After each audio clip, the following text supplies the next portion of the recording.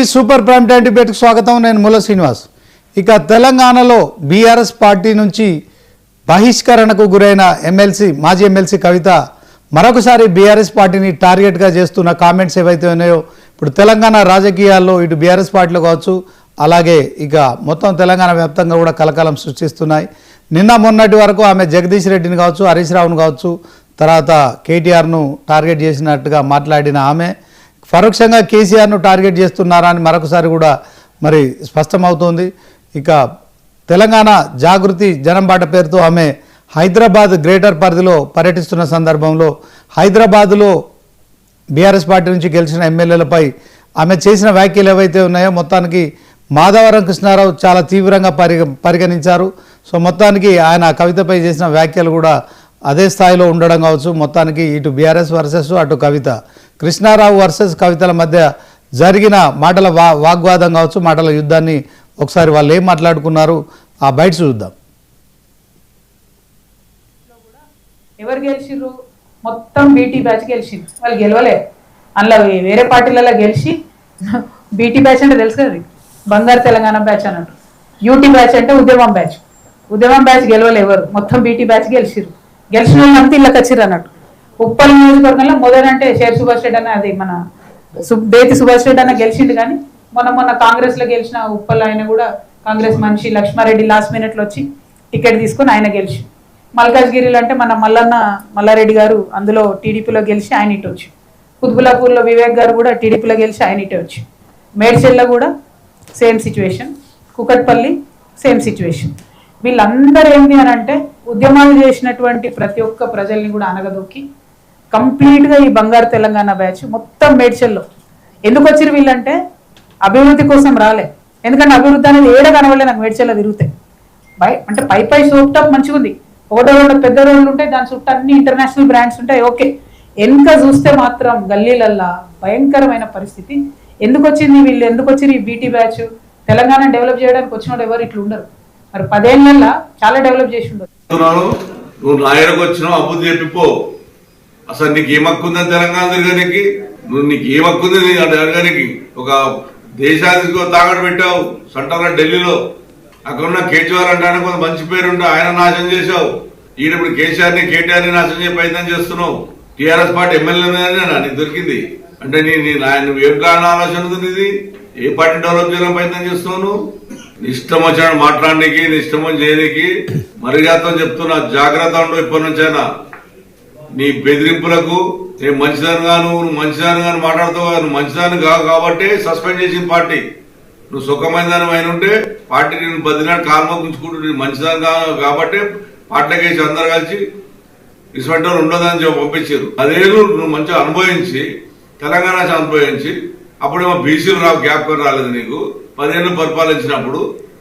ఇప్పుడు బీసీలు జ్ఞాపకం వచ్చింది. నువ్వేమో బీసీలు కాపానికి బీసీలలో వాళ్ళు లీడర్లు నీకన్నా అయ్యన్నారు. బీసీలలో బీసీ వాదం ఎత్తుకుంటావు. మరి 10 ఏళ్ళు ఎందుకు ఎత్తుకోలేవు బీసీ వాదం? ఒకటే పని పెట్టుకుంటే తినుడు అవి తిరుగుకుంటా, బతుకమ్మల పేరు చెప్పుకుంటా, కోట్లు సంపాదించి హైదరాబాద్ లో ఎవరికి ఇప్పుడున్న ముఖ్యమంత్రి రేవంత్ రెడ్డి కూడా లేదు అంత పెద్ద ఇల్లు ఉంది నీకు. అందుకొచ్చే నీ ఇష్టం వచ్చిన మాట్లాడితే ఏ ఎమ్మెల్యే భయపడుతుండొచ్చు, కానీ కుక్కడపల్లి ఎమ్మెల్యే భయపడాడు. ప్రతి ఒక్కరి దగ్గర పోతావు, భూసీట్ల దగ్గర పోతావు, డబ్బులు వసూలు చేస్తావు, ఫోన్లు చేస్తావు. ఎంతమంది ఫోన్లు చేసి నా దగ్గర నాకు తెలియదు అనుకుంటున్నావా? నాకు తెలియదు అనుకుంటున్నాను ఎంతమంది దగ్గర డబ్బులు ఆఫర్ చేసావని. మళ్ళొక్కసారి నా గురించి నువ్వు మాట్లాడితే నేను వ్యక్తిగతంగా మాట్లాడవలసి వస్తుంది, గుర్తుంచుకో, జాగ్రత్త. ఈ వెకిలి ప్రయత్నాలు చేస్తున్నటువంటి గుంటనక్కలందరూ కూడా నేను చెప్తా ఉన్నా, నేను ఇంకా మీ చిట్టా విప్పడం ప్రారంభించలేదు, ఓన్లీ టాస్ వేసిన అంతే. ఆ టాస్కే ఇంత భయపడితే ఎట్లా మీరు? ముంగటి ఇంకా టెస్ట్ మ్యాచ్ ఉంది మామూలుగా అనుకుంటారే ఇది కథ, జస్ట్ టాసే. ఇప్పటికే గెలిచినాం ఆల్రెడీ మేము జాగ్రత్తలు. ఎందుకు భయపడుతున్నారు మీరు ఇంతగా? ఏమన్నాడు నా భర్త? మీరు అధికారంలో ఉన్న 10 ఏళ్లలో ఎన్నడన్నా వచ్చి మిమ్మల్ని ఒక పని అడిగినామా మేము? ఎక్కడన్నా ఎప్పుడన్నా ఒక ఫేవర్ అడిగినామా మిమ్మల్ని? ఒక్క విషయంలో అన్నా అవుట్ ఆఫ్ ద వే పోయి ఏ ఒక్క మంత్రితోని గాని, కేసీఆర్ గారితో గాని, కేటీఆర్ గారితో గాని, హరీష్ రావు గారితో గాని, నా భర్త గాని, నేను గాని ఏమన్నా ఫేవర్ తీసుకుని ఉంటే చెప్పండి, దమ్ముంటే చెప్పండి. ఊరుకుంటుంటే తమాషాలు చేస్తున్నారు. మీరు వెకిలి ప్రయత్నాలు మానుకోండి. నేను మీ మీద చేసినటువంటి ఆరోపణలకు మీకు దమ్ముంటే, సిగ్గుంటే, ప్రజాస్వామ్యంలో ప్రజల మధ్యలో ఉండాలనుకుంటే జవాబు చెప్పండి. అంతేగాని నా మీద మొరిగేటటువంటి వాళ్ళందరినీ వదిలిపెట్టి ఏది పడుతుంది మాట్లాడితే నేను చూస్తూ ఊరుకుంటాను అనుకోవద్దు. నేనేం తప్పు చేయలేదు, బీఆర్ఎస్ ఉన్నటువంటి అధికారంలో ఉన్నటువంటి 10 సంవత్సరాలలో ప్రభుత్వం నుండి నేను ₹1 కూడా లాభం పొందలేదు, మీరు చేసినటువంటి అక్రమాలన్నీ నా మీద ఆపాదిద్దామని చూసుకుంటే నేను ఊరుకునే వ్యక్తిని కాదు. లీగల్ నోటీస్ పంపిస్తా ఉన్నా. నా భర్త పేరు పెట్టి కృష్ణారావు అనేటటువంటి ఎమ్మెల్యే గారు ఏదైతే ప్రెస్ మీట్ పెట్టినరో, మీరేమన్నా ఆల్తు ఫాల్తు social media channel T News అంటే శాటిలైట్ ఛానల్, మీరు ఒక పార్టీని రిప్రజెంట్ చేసే ఛానల్, కనీసం వెరిఫై చేసుకోరా? ఏది పడితే అది వేసేసుడేనా? వేరే వాళ్ళు వేస్తే వాళ్ళు ఊరుకున్నారేమో, నేను ఊరుకునేదాన్ని కాదు, ముందే చెప్తున్నా. టీ న్యూస్ కి లీగల్ నోటీస్ ఇస్తున్నాం. 1 వీక్ లో పబ్లిక్ అపాలజీ చెప్పాలి బిడ్డ, పబ్లిక్ అపాలజీ. కోర్టుకి ఈడుస్తాం ఏమనుకుంటున్నారు. తర్వాత ఏలేటి మహేశ్వర్ రెడ్డి గారు, వీరికి కూడా నోటీస్ ఇస్తున్నాం, లీగల్ నోటీసు. 1 వీక్ లో మీరు కూడా తప్పుడు సమాచారాన్ని ప్రజలకు ఇచ్చినందుకు, నా భర్త గారికి నా యొక్క పరపతిని దెబ్బతీసే ప్రయత్నం చేసినందుకు నాకు పబ్లిక్ అపాలజీ చెప్పాలని మహేశ్వర్ రెడ్డి గారిని డిమాండ్ చేస్తా ఉన్నాను. అట్లానే మాధవర్ కృష్ణారావు గారిని మీరు కూడా 1 వీక్ లోపల అపాలజీ చెప్పాలి, లేకపోతే కోర్టుకి ఈడుస్తాం, కోర్టు నుండి క్షమాపణ చెప్పిస్తాం. ఏమి కాకపోతే నాకెప్పుడో ఒకసారి టైం వస్తుంది, దేవుడు దేవుడు నేను ముఖ్యమంత్రి అయితే కదా ఒకనాడు. ఆనాడు మాత్రం 2014 నుండి 2014 తెలంగాణ వచ్చినప్పటి నుండి ఇప్పటి వరకు అన్ని అన్యాయాల మీద నేను మాత్రం ఆరాధిస్తాను.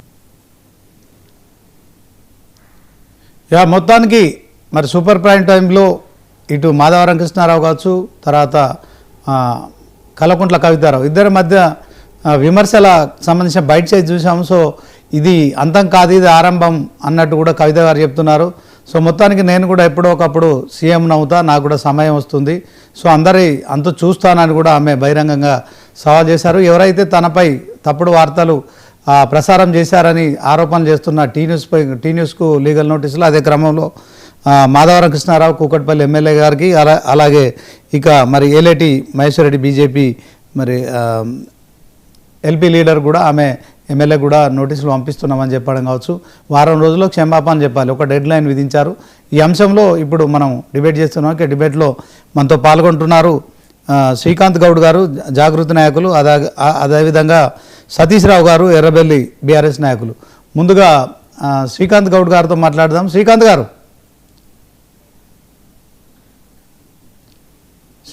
వినిపిస్తుందా? మ్యూట్లో ఉన్నారా? లేదా వినపడుతుంది. ఓకే, ఏంటి కవిత గారు బీఆర్ఎస్ పార్టీని టార్గెట్ చేశారా? అదే క్రమంలో మరి రోజుకొక కొత్త పేరు చెప్తున్నారు. మరి జిహెచ్ఎంసీ పరిధిలో పర్యటిస్తున్న సందర్భంలో బీటీ బ్యాచ్ అనడం కావచ్చు, అదే క్రమంలో మరి ఇక ఆమె చేస్తున్న కామెంట్స్ని ఎట్లా చూస్తారు? లీగల్ నోటీసులు ఇవ్వడం కావచ్చు. సో ఇదంతా మరి ఎందుకని ఆమె టార్గెట్ కేసీఆరా లేకుంటే బీఆర్ఎస్ పార్టీ ఏంటి? ఆమె మాట్లాడుతున్న దాంట్లో ఆమె కన్ఫ్యూజన్ అవుతుందా? ఒక క్లారిటీ ఉందా? ఏం చెప్తారు? ముందుగా 99 సంబంధించినటువంటి ప్రేక్షకులకు, అదే విధంగా ప్యానల్లో ఉన్నటువంటి మిత్రులకు నమస్కారం తెలియజేస్తున్నా. తెలంగాణ ఉద్యమాన్ని అభినందనలు తెలియజేస్తూ, జనంబాట సంబంధించినటువంటి ఉద్దేశమే వ్యక్తులను టార్గెట్ చేయడం కానీ వివిధ పార్టీ సంబంధించిన నాయకులను టార్గెట్ చేయడం అనేటువంటిది జనంబాట సంబంధించినటువంటి ఉద్దేశం కాదన్న. ఫస్ట్ ఆఫ్ ఆల్ మేము ఏవైతే గ్రామ పంచాయతీ ఎలక్షన్స్ ప్రభావితం అవుతాయని చెప్పేసి జిల్లాల పర్యటన రద్దు చేసుకున్న తర్వాత బస్తీ పర్యటనలో భాగంగా మేడ్చల్ జిల్లా సంబంధించిన పర్యటన చేస్తా ఉన్నాం. ఈ మేడ్చల్ జిల్లా అనేటువంటి అతిపెద్ద జిల్లా, అతిపెద్ద పార్లమెంట్ సెగ్మెంట్ గా కూడా ఉన్నటువంటి జిల్లా. ఈ ప్రాంతంలో కనీసం 100 పడకల ఆసుపత్రి అనేటువంటి కూడా లేదు. నువ్వు 3 దఫాలు ఎమ్మెల్యేగా అయినావు కదా, కనీసం అక్కడ ఒక మహిళ కూడా ఆ ట్రాఫిక్ లో, వై జంక్షన్ ట్రాఫిక్ లో పోతే అక్కడ ఉండేటువంటి పరిస్థితి లేదు. ఆ ట్రాఫిక్ లో మహిళలు పోవాలంటే కూడా ఇబ్బంది అవుతుంది. 100 పడకల హాస్పిటల్ నిర్మాణం చేసుకోలేకపోయి 3 దఫాలు మీరు అధికారంలో ప్రశ్నించిల్లు. ఇలా ఏదైతే ప్రాథమిక సంబంధించినటువంటి పాఠశాల అనేటువంటి కూడా లేకుండా ఆ ప్రాంతంలో కనీసం వాటర్ షెడ్స్ లో ఉండబడేటువంటి కిరాయి బిల్డింగ్లలో నడిపిస్తా ఉన్నారు. దీనిపైన ప్రశ్నించిల్లు. ఇలా అక్కడ ఉన్నటువంటి ఎమ్మెల్యేలు ఎవరైతే ఉన్నారో చెరువులు కబ్జా చేసిల్లని, కుంటలు కబ్జా చేసిల్లని ప్రైవేట్ వ్యక్తులు ఎవరైతే ఉన్నారో అది 10ల సంఖ్యలో వచ్చేసి వినతులు ఇస్తున్నారు. వాళ్ళ ద్వారా మాకు డాటా వస్తున్నది. ఆ డాటాను బహిర్గతం చేసేటువంటి ప్రయత్నంలో భాగంగా ఆ వ్యక్తుల గురించి మాట్లాడడం జరిగిందన్న. తప్పితే మేము ఏ ఒక్క వ్యక్తిని ఉద్దేశపూర్వకంగా మేము తీసుకోలే. ఇలా వాటికి సమాధానం చెప్పాల్సింది పోయి ప్రజా సమస్యల టార్గెట్ గానే మేము పనిచేస్తా ఉన్నాం. వాటిని అమల్లోకి అంటే వాటిని పరిగణలోకి తీసుకొని మాట్లాడినప్పుడు, ఈ నాయకుల గురించి మాట్లాడినప్పుడు వాటికి సమాధానం చెప్పాల్సినటువంటి కృష్ణారావు గారు మొత్తం గద్దె తప్పిపోయి ఆందోళనతో ప్రెసిడెంట్ తో కవిత గారి పైన ఇష్టం ఉన్నట్టుగా ఒక మహిళ అనేటువంటి కూడా చూడకుండా భయంకరమైనటువంటి అంశాలు మాట్లాడినాడు. నీ మొగడు అని చెప్పేసి, నువ్వు అని చెప్పేసి, నీ మావ అని చెప్పేసి, నీకు ఇక్కడ ఏముందని చెప్పేసి రకరకాల అంశాలు, షాపులని, బంగారం షాపులని రకరకాల అంశాలు మా పైన గుడ్డగాల్చి మీద చేసిన ప్రయత్నం చేశారు. నేను ఇలా ఏమంటున్నా, కవిత గారి పైన కానీ అనిల్ రావు గారి పైన చేసినటువంటి వ్యాఖ్యలు ఏదైతే భూమికి సంబంధించి 2010/2 సర్వే నెంబర్, 2010/3 సర్వే నెంబర్ లో ఉండబడేటువంటి ల్యాండ్, ఇది 1975 సంవత్సరం నుంచి పట్టా భూమికి ఉన్నటువంటి ల్యాండ్. ఈ ల్యాండ్ మొత్తం కూడా 16 ఎకరాల ల్యాండ్ అన్న. ఈ 16 ఎకరాల ల్యాండ్ పక్కనే ఏదైతే టెకాంశ సంబంధించినటువంటి కంపెనీ సంబంధించిన భూములు కూడా 35 ఎకరాల భూములు అక్కడ ఉన్నాయి. వీటిపైన కొద్ది రోజులు కూడా వివాదాలు, 9 సంవత్సరాలు వివాదాలు ఉన్న తర్వాత 2019లో ఈ వివాదాలకు టెకాంశ సంబంధించిన కంపెనీ ఫుల్ స్టాప్ పెట్టేసి కాంప్రమైజ్ అయిన తర్వాత 2019 సంవత్సరంలో పట్టాభూమిగా ఉన్నటువంటి ఈ భూములను అమ్మి వేసుకుని అక్కడి నుంచి వీళ్ళందరూ కూడా రావడం జరిగింది. ఎవరైతే అనిల్ రావు గారితో ఉండబడేటువంటి భాగస్వాములతో పాటు అందరూ కూడా బయటకు వచ్చారు. సంబంధం ఏందన్నా, అట్లాంటి ఆరోపణలు మా పైన చేసి గుడ్డగాల్చి మీదేస్తున్నారు. అది పట్టాభూమి అని చెప్పేసి దాని పక్కకు 12 ఎకరాల భూమి ఉంటే కూడా 2002 సంవత్సరంలో ఇదే కేటీఆర్ గారు వాటికి బిల్డింగ్ పర్మిషన్స్ కూడా ఇచ్చినటువంటి పరిస్థితిని మనం చూసినాం. మరి ఇవాళ ఆ బిల్డింగ్ పర్మిషన్ ఎట్లా ఇచ్చిళ్ళు ఆ పట్టాభూములు కాకుండా ఉంటే? కాబట్టి పూర్తిగా అవాస్తవమైనటువంటి సత్యదూరమైనటువంటి ఆరోపణలు మా పైన చేసిల్లు. కాబట్టి ఈ రోజు కవితక్క గారు లీగల్ నోటీసులు ఇవాళ మహేశ్వర్ రెడ్డి గారికి కానీ ఏదైతే కృష్ణారావు గారికి ఇవ్వడం జరిగింది. ఓకే, థ్యాంక్ యూ శ్రీకాంత్ గారు. ఒకసారి సతీష్ రావు గారు. నమస్తే అండి. 99 మీడియా వారికి, నా తోటి మిత్రులకి విషయం ఏంటంటే, కవిత గారు ఇందిరానగర్ కు నేను పోదాం అనుకుంటే ఎమ్మెల్యే గారు పోయి ఆడ హఠావుటిన జేసీ పెట్టుకొని ఆయన చేస్తున్నాడు, ఆయన ఎక్కడ బ్లూ షీట్స్ కనపడితే అక్కడ అడ్జేస్తాడు అని అడ్డగోలు బట్టగాల్చి మీదేసింది కవిత గారు ఎమ్మెల్యే గారి మీద. ఇందిరానగర్ అనే కాలనీ ఏర్పడ్డది 60-70 సంవత్సరాల కింద. అసలు ఇందిరానగర్ కాలనీకి ఒకసారి మీరు కెమెరాలు పెట్టుకొని పోతే తెలుస్తుంది. అండ్ రెండోది, ఇందిరానగర్ కాలనీకి ఇప్పుడు ప్రస్తుత ముఖ్యమంత్రి గారు రేవంత్ రెడ్డి గారు మల్కాజిగిరి ఎంపీగా ఉన్నప్పుడు వారు 2 కోటి రూపాయల దాకా ఇచ్చి డెవలప్మెంట్ చేయడం జరిగింది అక్కడ డ్రైనేజ్. కృష్ణారావు గారు 1 వీక్ కిందనే ప్రోగ్రామ్ డిసైడ్ అయింది. ఆల్రెడీ HMWS డ్రైనేజ్ ప్రాబ్లం ఏదైతే క్లియర్ గా చేస్తానో దానికోసం ఆఫీసర్స్ ఆ రోజు పోవడం జరిగింది. దాని మీద కవిత గారు వచ్చి అడ్డగోలుగా బీఆర్ఎస్ ఎమ్మెల్యేలను బట్టగాచి మీదేసాము. ఏ కాన్ఫరెన్స్ పోతే ఆ కాన్ఫరెన్స్ జగదీష్ రెడ్డి గారిని, అక్కడ పోతే నిరంజన్ రెడ్డి గారిని, లేకపోతే అడుగడుగున ప్రెస్ మీట్ పెడితే హరీష్ గారిని ఈ విధంగా మాట్లాడి బట్టగాల్చి మీదేసి 3 సార్లు ఎమ్మెల్యే, బడుగు బలహీన వర్గాల ఎమ్మెల్యే, 40 సంవత్సరాల నుంచి రాజకీయ జీవితంలో ఉన్నారు. అసలు కృష్ణారావు గారికి వ్యక్తిగత విషయము, ఆయన లైఫ్, ఆయన రాజకీయ పరిస్థితి, వారు ఎన్ని గంటలు లేచి ప్రజల దర్బార్ తెచ్చి కూర్చుంటాడు.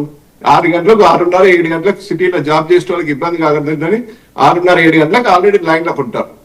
ఇందిరానగర్ అనేది 60 సంవత్సరాల కింద పడ్డది. ఇందిరాగాంధీ పేరు మీద పడ్డది ఇందిరానగర్. ఇందిరానగర్ కు కృష్ణారావు గారికి సంబంధం లేదు. ఐటిపేర్ ల్యాండ్ లో 4,000 కోట్ల కాదు, 4 అంగుళాల జాగా కూడా కృష్ణారావు గారికి లేదు. ఇక్కడ ఉంటే నిరూపించండి అనే కృష్ణారావు గారు ఆయన తప్పు చేయలేదు కాబట్టి అడ్డగోలుగా బట్టం కాల్చి మీదేస్తే తుడుచుకోలేడు కాబట్టి ఉన్నట్టు మాట్లాడాడు. అది జరిగిన విషయం. ఓకే సతీష్ రావు గారు, మొత్తానికి ఈ మాధవరం కృష్ణారావు వర్సెస్ కల్వకుంట్ల కవితారావు మధ్య వివాదం ఏదైతే ఉందో మరి సవాళ్ళు ప్రతి సవాళ్ళు కొనసాగుతున్నాయి. ఈరోజు కూడా మాధవరం కృష్ణారావు నేను ఆమెపై మాట్లాడిన కామెంట్స్కు నేను వెనక్కి తీసుకోవడం లేదు, కట్టుబడి ఉన్నానని కూడా చెప్పడం కావచ్చు. సో అంటే ఓవరాల్గా ఇద్దరు కూడా అంటే టీడీపీ నుంచి ఆయన మాధవరం కృష్ణారావు బీఆర్ఎస్ పార్టీలోకి వచ్చారు. ఇప్పుడు హ్యాట్రిక్ ఎమ్మెల్యే కుకట్పల్లి నుంచి, దాంట్లో సో ఆయన కేసీఆర్తోనే ఉన్నారు. మరి కేసీఆర్ కన్న కూతురుగా కవిత కూడా ఎంపీగా ఎమ్మెల్సీగా మరి అవకాశాలు తీసుకున్నారు. ఇదే క్రమంలో జస్ట్ ఒక 3-4-6 నెలలు అయింది ఓవరాల్గా. సో ఈ అంశంలో ఇలా ఇద్దరు అంటే ఇక మరి ఒకరి తప్పులు ఒకరు వేలెత్తి చూపించుకుంటున్న క్రమంలో 100% మాధవరావు కృష్ణారావు గారి మీద వచ్చిన ప్రతి ఎలిగేషన్ కొన్ని పత్రికలు అక్కడక్కడ చూసినాము. వారికి సంబంధించిన 4,000 కోట్లు మొత్తం యావత్ ఐడిపిఎల్ ఇండస్ట్రీ అమ్ముతనే రాదు. ఒక పత్రికలో 4,000 కోట్ల కృష్ణార్పణం అని హెడ్డింగ్ రాశారు. అది శుద్ధ తప్పు. 1961లో ఇనాగ్రేషన్ చేసిన 1967లో డైరెక్ట్ ప్రొడక్షన్ కి వచ్చింది ఐడిపిఎల్ ఇండస్ట్రీ. 100% ఆ ఇండస్ట్రీలో పనిచేసే వాళ్ళు ఇందిరానగర్, అది ఓవర్లాప్ ల్యాండ్ ఉంటే పక్కనే శ్రీశ్రీ నగరు, ఎన్టీఆర్ నగరు, దిల్కుషి నగర్ అని ఇంకో కాలనీ ఉంది. దిల్కుషి నగర్ కి యాక్చువల్లీ ఎంట్రన్స్ లేకుంటే ఒక ప్రెగ్నెంట్ కింద పడి చనిపోతే చలించిపోయి కొంతమంది అందరి సహకారంతో రోడ్ వేయించింది మాధవరం కృష్ణారావు గారు. మాధవరం కృష్ణారావు గారి వ్యక్తిత్వం ఏంటంటే మార్నింగ్ ఎవరు వచ్చినా, ఏ కార్యకర్త వచ్చినా, వారు గరీబా లేకుంటే మామూలోడా లేకపోతే రేషన్ కార్డు కోసం వచ్చిండా, చిన్నోడా, ఆటోనా, ఏ కార్మికుడు కానీ లేకపోతే లాస్ట్ కు మామూలు చిన్నోళ్ళు వచ్చినా వాళ్ళతో టిఫిన్ చేసి వాళ్ళ సమస్య సాల్వ్ చేసి అంత పూర్తి వ్యక్తిత్వం కలిగిన నాయకుడు, ప్రజానాయకుడు మాధవరం కృష్ణారావు గారు. అటువంటి నాయకుడి మీద మీరు బట్టగాల్చి ఏదో అడగోలుకి ఎత్తాము, మేము వస్తున్నామంటేనే మాధవరం కృష్ణారావు గారు జేసీపీలు పట్టుకొని అక్కడికి పోయినరు. యాక్చువల్లీ HMDWS లో మీరు రైట్ టు ఇన్ఫర్మేషన్ తీసుకోండి. ఆల్రెడీ ఆ వర్క్ డ్రైనేజ్ వర్క్ స్టార్ట్ అయింది HMDWS నుంచి. ఆల్రెడీ శాంక్షన్ అయిన వర్క్ మీద పోయినరు. ఏదో వీళ్ళు వస్తున్నారని పోయినరని, లేకపోతే బ్లూ షీట్ కనపడంగానే వ్యక్తిత్వం అని. ఆయన ఎంత అభివృద్ధి చేసిండ్రు కాన్ఫరెన్స్ లో 3 సార్లు కలిసి. ఒక్కసారి కాన్ఫరెన్స్ లో ఏ గుడికి పోయినా, బడికి పోయినా. అభివృద్ధి అంటే ఏంటంటే మొదపడకల ఆసుపత్రి తీసుకురావడం అభివృద్ధి అనిపించదా? మొదపడకల ఆసుపత్రి అనేటువంటి తీసుకురావాలా మహిళలకు ప్రసూతి కోసం అనేటువంటి మర్చిపోయిల్లా? మరి ఇంత పెద్ద కాన్స్టిట్యూన్సీ లో, ఇంత పెద్ద జిల్లాలో ఒక 100 పడకల ఆసుపత్రి ఎందుకు తీసుకురాలేకపోయినా? ప్రసూతి మరణాలు ఎందుకు జరుగుతున్నాయన్నా మీ జిల్లాలో? మీ కాన్స్టిట్యూన్సీ ప్రసూతి మరణాలు ఎందుకు జరుగుతున్నాయన్నా? ప్రతి ఒక్కటి పోండి, అక్కడ ప్రజల జీవితం వర్ణానితం ఉంటది సార్. వాస్తవంగా ఇందిరానగర్ లో కృష్ణారావు గారు హెల్ప్ చేయకపోతే ప్రజల ఓకే, సతీష్ రావు గారు టెక్నికల్ ప్రాబ్లం ఉన్నాడు. శ్రీకాంత్ గారు ఇప్పుడు యూటీ బ్యాచ్, బీటీ బ్యాచ్ అని చెప్పడం కావచ్చు. మరి బీఆర్ఎస్ పార్టీలో సరే ఓకే, బీఆర్ఎస్ పార్టీలో టీడీపీకి రాజీనామా చేసే కేసీఆర్ సొంతగా పార్టీ పెట్టుకున్నారు. సో ఈ నేపథ్యంలో మరి కవిత చేసిన కామెంట్స్ అంటే ఆమె కూర్చున్న కొమ్మను నరుకుంది ఇన్ని రోజులు, మరి నీడనిచ్చిన చెట్టును నరికే ప్రయత్నం చేస్తుంది.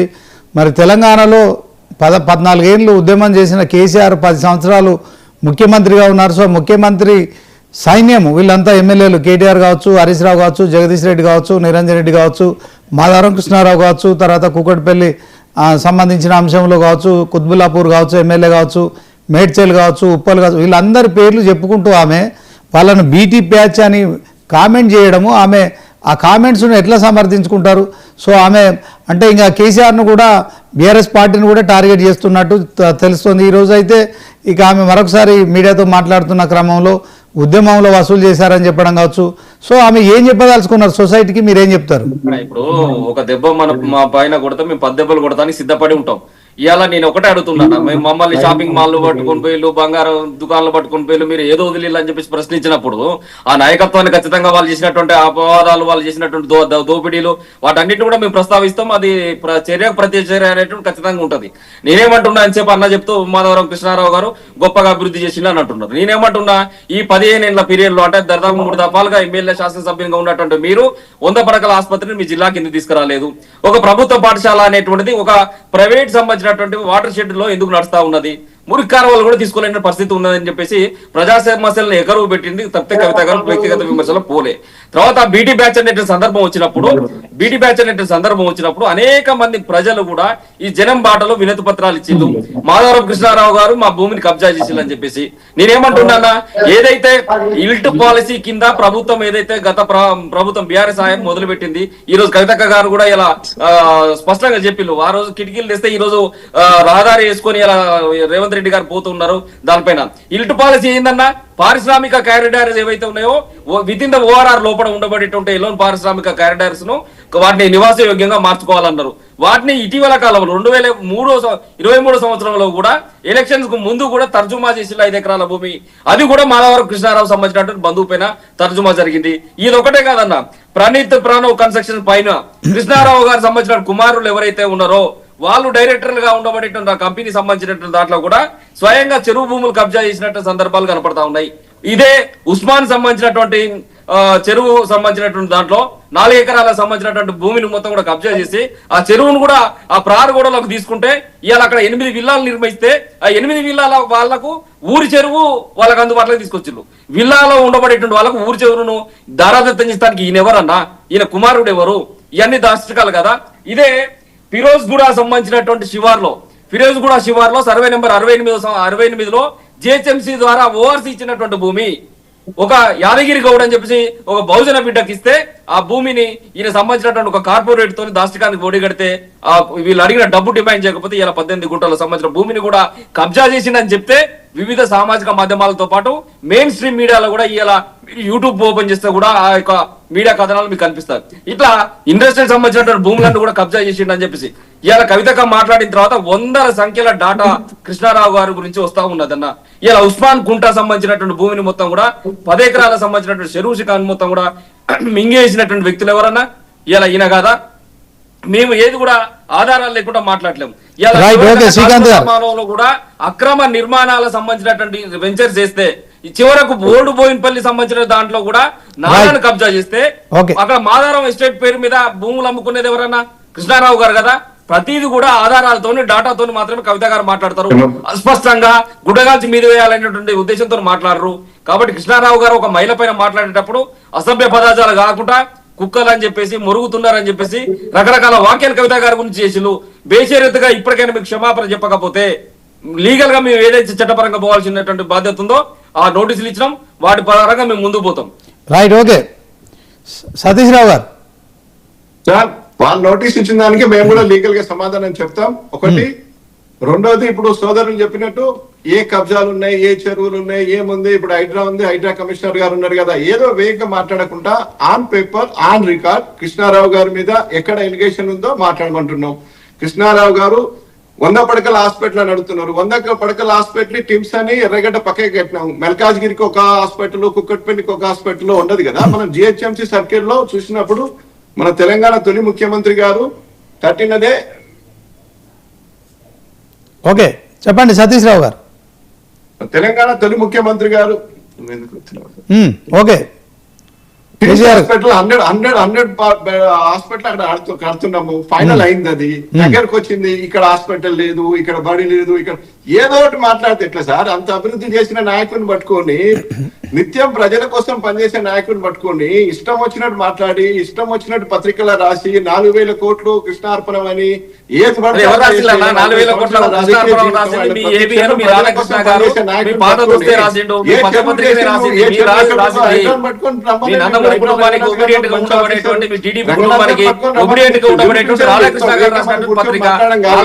కృష్ణార్పణం ఎందుకు రాసిల్లన్నా? అంత పెద్ద పత్రిక, ఒక రెప్యుటేషన్ ఉన్నటువంటి పత్రిక ఉట్టిగా రాస్తారా? పత్రిక చేశారు.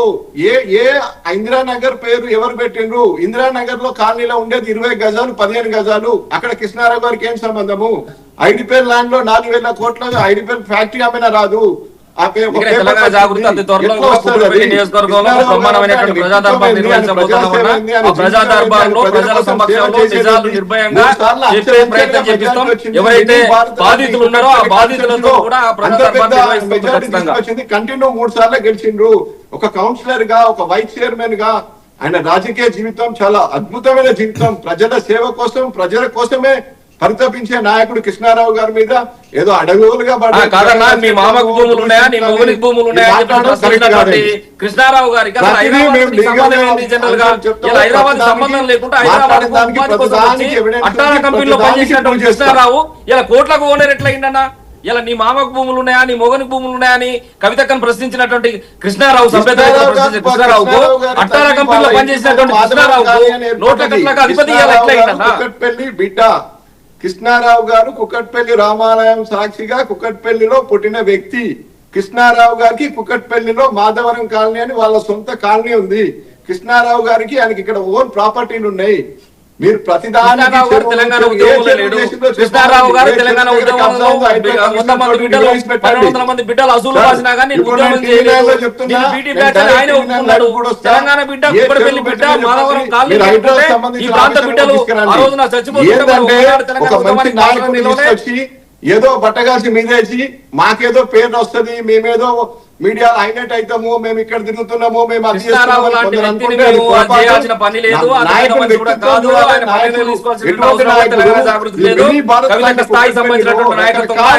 ప్రాంతాల నుంచి వచ్చిన పబ్లిక్ లో 3 సార్లు అంచెలంచెగా మెజార్టీతో గెలిచిన నాయకుడు అంటే అది ఎంత మంచి పని చేస్తే తప్ప అది సాధ్యం కాదు. ఓకే సతీష్ రావు గారు, ఒక నిమిషం. శ్రీకాంత్ గౌడ్ గారు, ఆమె అంటే కలకుంట్ల కవిత గారు, కలకుంట్ల చంద్రశేఖరరావు ఏకైక కుమార్తె. సో ఆమె బయటకు వచ్చారు. సో ఎమ్మెల్సీ పదవికి పార్టీకి రాజీనామా చేశారు. కొంత సస్పెన్షన్ గురైన తర్వాత ఆమె జాగృతి జనం బాటతో మరి మొన్నటి వరకు తెలంగాణ రూరల్లో తిరిగారు, ఇప్పుడు జిహెచ్ఎంసీలో తిరుగుతున్నారు. అంటే ఏం చెప్పదలుచుకున్నారు? దీంట్లో బీఆర్ఎస్ పార్టీ ఎమ్మెల్యేలను టార్గెట్ చేస్తున్నట్టు కనిపిస్తోంది. కాసేపటి క్రితం ఈరోజు మాట్లాడిన దాంట్లో, ఏదైతే మీడియాతో మాట్లాడిన దాంట్లో కూడా బీఆర్ఎస్ పార్టీని కూడా టార్గెట్ చేస్తున్నట్టు కనిపిస్తోంది. సో మొత్తానికి ఆమె టార్గెట్ బీఆర్ఎస్ పార్టీనా, లేకుంటే ప్రజల సమస్యలు పరిష్కరించడమా? స్పష్టంగా 99 టీవీ ద్వారా తెలంగాణ సమాజానికి కానీ, ప్యానల్ ఉన్న మిత్రునికి కానీ మేమంతా ఏం తెలియజేస్తున్నామంటే, కవిత గారికి ఒక వ్యక్తిగతమైనటువంటి నిందారోపణలు చేయాలనేటువంటి కవితకు అసలు ఫస్ట్ ఇష్టం ఉండదు. మేము వ్యక్తులను టార్గెట్ చేస్తలేము. మేము పోతున్న క్రమంలో మొన్న ఇప్పుడు నుంచే అన్న మాట్లాడుతూ కూడా ఏం చెప్పి వనపర్తి పోతే నిరంజన్ రెడ్డి, నల్గొండ పోతే జగదీశ్వర్ రెడ్డి, ఇలా ఎందుకు వస్తున్నాయి అన్న ఈ మాటలు? వనపర్తికి మేము పర్యటన పోతే ఆ ప్రాంతంలో పెబ్బేరు సంత ఉంటే ఆ సంత సంబంధించిన ఆక్రమించిన జనం చెప్పిళ్ళు. చెరువులను కూడా చెరువు చిక భూములను కూడా ఆక్రమించేసి కన్వర్షన్ చెప్పించిండు నిరంజన్ రెడ్డి గారు అని జనం చెప్పిళ్ళు. కాబట్టి మేము ఏదైతే జనం చెప్పినటువంటి అంశాలు ఉన్నాయో పబ్లిక్ తెలిసే విధంగా మేము చెప్తా ఉన్నాము. ఇలా మేము ఒక బీఆర్ఎస్ టార్గెట్ చేసిన మాట తప్పన్నా. ఎందుకు చెప్తున్నామంటే ఇదే బీసీ బిల్లు విషయంలో బీఆర్ఎస్ మన ఏదైతే కాంగ్రెస్ పార్టీ మోసం చేసేసి స్థానిక ఎన్నికలకు పోయిందో ఈ స్థానిక ఎన్నికలకు పోయినటువంటి కాంగ్రెస్ పార్టీకి బుద్ధి రావాలని చెప్పేసి గ్రామాన ఉండబడేటువంటి జెండా గద్దెలు కాంగ్రెస్ గద్దెలు కూల్చండి అని చెప్పేసి అంత ధీరవంతులుగా పిలుపునిచ్చినటువంటి సతీష్ రావు గారు ఇలా మా కాంగ్రెస్ గారు మేము సతీష్ రావు గారు కాంగ్రెస్ విమర్శించలేదు ఎట్లా మాట్లాడుతున్నారు? శ్రీకాంత్ గారు ఒక నిమిషం. సతీష్ రావు గారు ఓకే, కవిత గారు అందరితో మాట్లాడుతూ ఎమ్మెల్యేలంతా బీటీ బ్యాచ్ తర్వాత మాట్లాడుతున్న క్రమంలో సరే కొంత అభివృద్ధి జరగలేదని విమర్శలు చేశారు. కానీ మాధవరం కృష్ణారావు గారు నీ అయ్యా మా కేసీఆర్ అని మాట్లాడడం కావచ్చు, కొంత శృతి మించినట్టు మీకు అనిపించలేదా మాధవరం కృష్ణారావు కామెంట్స్ లో? అంటే వారి వ్యక్తిగత జీవితం పొలిటికల్ 40 సంవత్సరాలు ఆయన సేవ కోసం చేస్తుంటే నువ్వు బట్టగాల్చి మీదేసి లేకపోతే నేను వస్తున్నానే పోయి క్లీన్ చేస్తున్నా అనడం తప్పు కదా. హెచ్ఎండిఎఫ్డబ్ల్యూఎస్ లో వర్క్ అది గవర్నమెంట్ వర్క్ 1 వీక్ కిందనే గవర్నమెంట్ ఆఫీసర్స్ డిసైడ్ చేసిన ప్రోగ్రామ్ అది. ప్రోగ్రామ్ మీరు కవిత గారు మంత్రి పదవి అమ్మీలు ఆ ఇల్లు కట్టినామని చెప్పేసి ఆరోపించినటువంటి కృష్ణారావు గారు కవిత గారు నిజంగానే మంత్రి పదవి అమ్మితే కొన్న మంత్రి ఎవరో కృష్ణారావు గారు చెప్తారా? మరి ఒకవేళ కవిత గారు మధ్యవర్తిత్వం వహించి మంత్రి పదవి అమ్మితే అమ్మినట్టు కేసీఆర్ గారైనా ఎవరి భుజం మీద తుపాకీ పెట్టి ఎవరిని కాల్చుతున్నారు? ఇలా హరీష్ రావు మాయలో పడి కేసీఆర్ గారిని టార్గెట్ చేసిందే ఇలా కృష్ణారావు గారు. ఇలా మంత్రి పదవి అమ్మిళ్ళు అంటే కవిత మధ్యవర్తిత్వం వహించిందంటే దానికి కారణం ఎవరన్నా అమ్మిన వ్యక్తి కేసీఆర్ గారే కదా. ఎవరి క్యాబినెట్ అన్నది? కేసీఆర్ గారి క్యాబినెట్ లో మంత్రి పదవి కృష్ణారావు ఒప్పుకున్నాడా? అంటే కేసీఆర్ గారు మంత్రి పదవి అమ్మిండా? నేను వస్తున్నానంటేనే పోయిందంటే సేమ్ కాన్ఫరెన్స్ లో కూర్చొని మాట్లాడుతున్నాను చెప్పన్నా. మంత్రి పదవి అమ్మింది నిజమేనా? కేసీఆర్ గారు మంత్రి పదవి అమ్ముకున్నది నిజమేనా? కృష్ణారావు గారు అన్నారు కదా కేసీఆర్ గారు మంత్రి పదవి అమ్మిందని, నిజమేనా చెప్పండి. ఇవన్నీ చూసుకోవాలి కదా ఫస్ట్ మాట్లాడే ముందు. అన్నా కృష్ణారావు గారు మంత్రి పదవి అమ్మిళ్ళు కవిత మధ్యలో ఉండని అన్నారు. కేసీఆర్ గారు మంత్రి పదవి అమ్మింది నిజమేనని మీరు అంటున్నారా? అన్నారు కదా మొన్న. దాన్ని సర్టిఫై చేయండి. అడ్డగోలుగా మరి ఇప్పుడు మీరు చెరువులు కబ్జా పెట్టిన కృష్ణారావు గారు అన్నారు. చెరువులు చూపిస్తారా మరి రేపు? ఇప్పుడు కేసీఆర్ గారు మంత్రి పదవి అమ్మింది నిజమేనా? కేసీఆర్ గారు మంత్రి పదవి అమ్మింది నిజమేనా? పార్ట్నర్లు అందరు సంబంధించిన వాళ్ళు అధికార పార్టీ నుంచి ఉన్నారు కాబట్టి మీరు కాంగ్రెస్ పార్టీ ఎమ్మెల్యేని ఎక్కడ మీరు ఖండించట్లేదు కదా.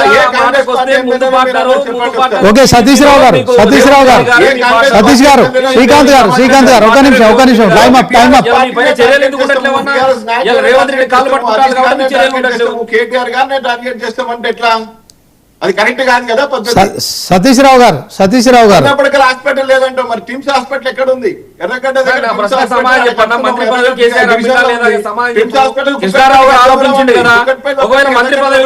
ఎర్రగడ్డ అమ్మింది కనుక నిజమే అయితే ఈ రోజు కవిత గారిని సస్పెండ్ చేసినట్టుగా ఆయన అబద్ధం కనుక సస్పెండ్ చేయాలని కోరుతున్నాం.